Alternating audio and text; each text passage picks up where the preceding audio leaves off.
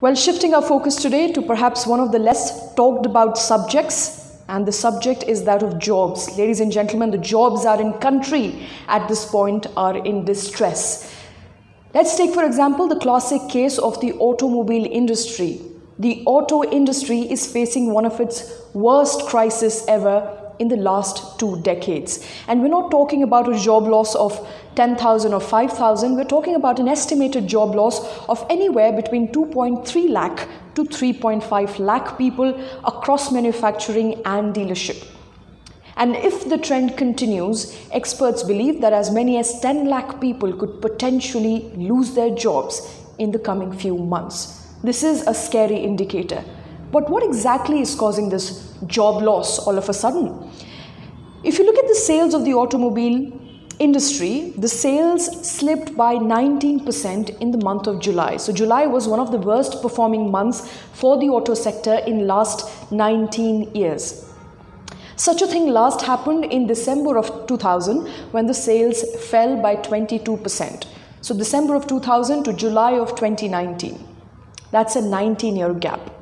Now, as the slowdown continued, many companies, including the like of the Tatas, the Hero Motocorp, Mahindra, Ashok Leyland, so on and so forth, the biggest of the companies started halting their production, either temporarily for a few days or for a few months. And they're still doing it.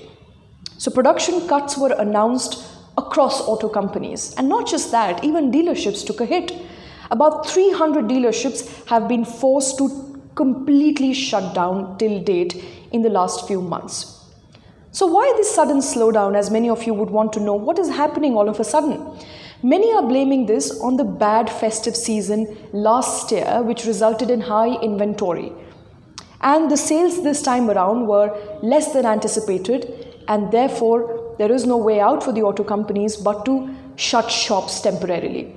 While others are calling it a result of tight liquidity and sluggish economy.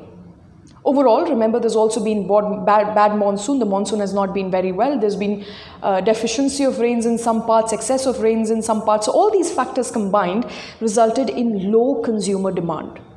Result? Well, vehicle retailers actually took to the last resort, which is cutting down on manpower. Remember, the auto sector employs a significant number of contractual laborers. As a result of low work, there is no requirement for such laborers. And also down the line, several other sectors take a hit. Several other businesses which are directly dependent on auto businesses take a hit. For example, the auto workshops, the dealerships, so on and so forth.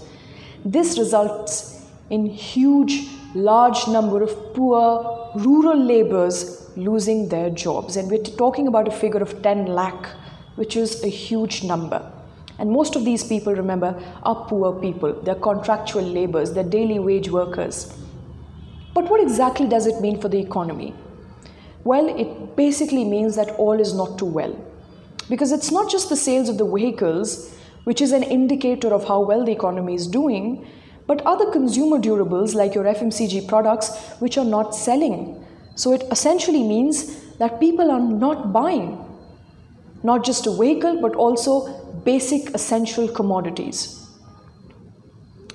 So the falling consumer demand essentially means that there is not enough money, that people are not upbeat about buying, that they are cautiously spending.